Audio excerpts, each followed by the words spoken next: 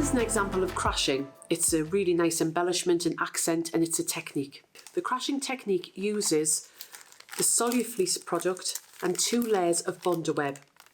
Now, for more information about these individual products, please check out our videos on YouTube.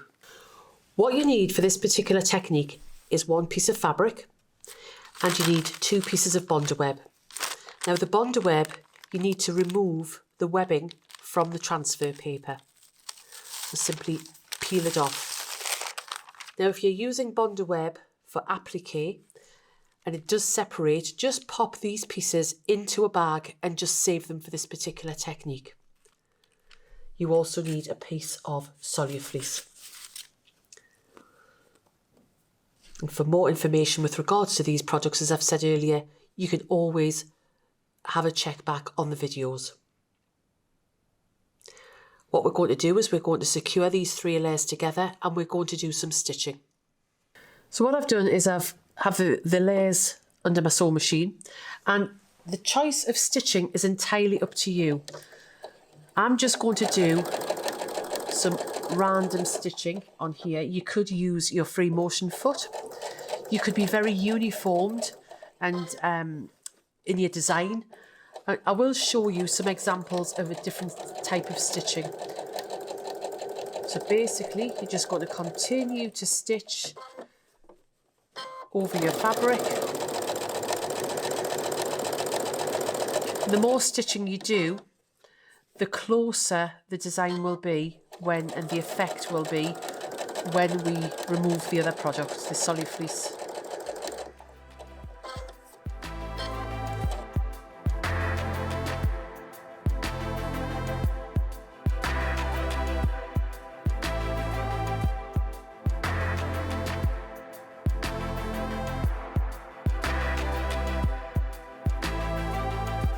Once you've finished your sewing, you're then going to steam your project.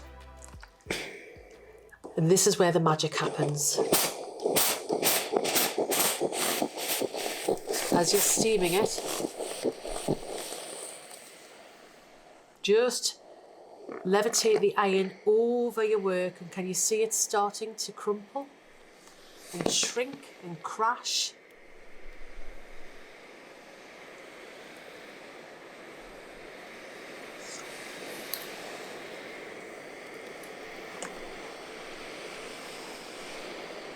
What it's doing, this process, is it's dissolving the Solufleece.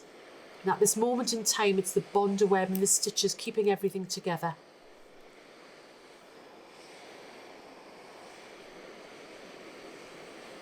If you have a look on the back, you'll see the Solufleece is starting to dissolve.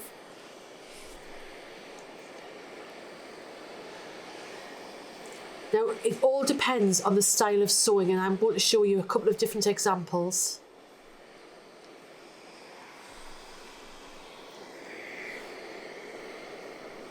It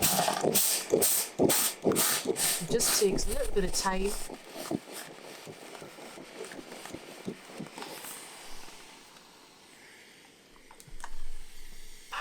Can you see? If I'd done closer sewing, so here where there's a larger gap, there's a bigger relief. The smaller gaps are the smaller reliefs. And you can continue steaming until you get your project looking exactly how you would like it to look. So can you see the sample that I've just done? The stitching is quite far apart. This one has been free motioned. And if I show you the back, you can see the free motion allows a different style of stitching, a different movement of stitching, and subsequently when you steam it, it gives a different effect. This is what I actually used for the applique star and the cushion I showed you at the beginning of the video.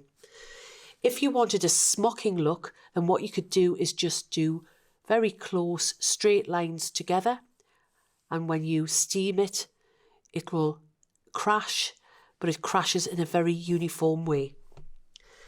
Here is another example of where I've just done lines across. You can see I've partially crashed this just to show you the difference. And it depends on the spacing between your stitching is dependent on the overall effect that you have. And there is another one. So it's just to give you some inspiration. You can see I've done lines on there as well, just to give you some inspiration. Now, once you've done all of this, what you then need to do is to wash away the Solufleece product that is in the project. You can either pop it into a sink or alternatively get a bowl. Depends on the size of the project. And you're literally going to leave it in here. You can wash it in the washing machine at 30 degrees. We're just going to leave that. And you're going to leave it for sufficient time for the Solufleece to dissolve. Now, initially the Solufleece will go quite sticky. If there's any stickiness left in, it hasn't been removed. So don't be impatient at this point. Please just leave it. And then I'll show you how to finish off your project. I want to talk to you a little bit more about the crashing. We have left this, so all of the Solufleece has dissolved. Now you really need to think about a couple of things. What are you using the crashing for? If it's an application where it's going to be appliqued onto some fabric, then it's absolutely fine to do it now.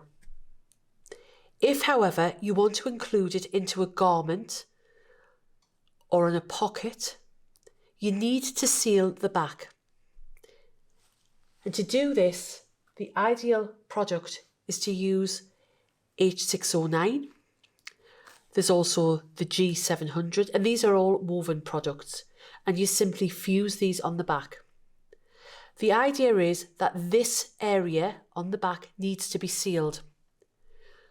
We've got rid of the Solufleece. Remember, the Bondaweb just kept everything together whilst we were stitching, and we need to protect the back. It needs to be covered. As you can see, Vlizoline has a wide range of products, each with different properties and benefits for your projects. You can view the whole range on the Vlizoline website, where you can download the brochure, which has detailed information on all of the products across our 4 categories. You can also join the conversation with us on our Facebook page, Creative Community Group and Instagram. All of the details are below.